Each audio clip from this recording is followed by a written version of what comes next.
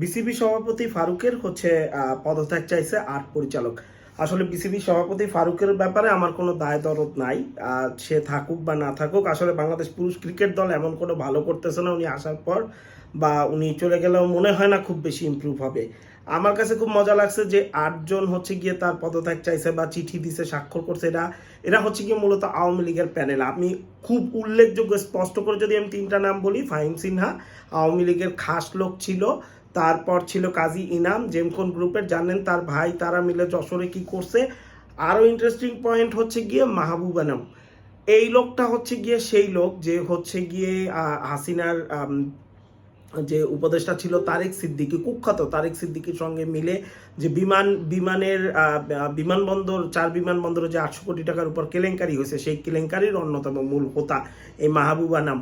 আরও মজার বিষয় এই পুরো সিন্ডিকেটটা গিয়ে আরও বেশি যে মানে পাপনের অতি ঘনিষ্ঠ এবং সবচেয়ে বড় দুর্নীতিবাজ বিসিবির ইসমাইল হায়দার মল্লিক, সেই মল্লিকের গিয়ে এই গ্রুপটা ঘেটু বা তার ক্লাবগুলো 26টার মতো নিজস্ব যে ক্লাব হায়দার মল্লিকের, সেগুলো দেখে শুনে রাখতেছে।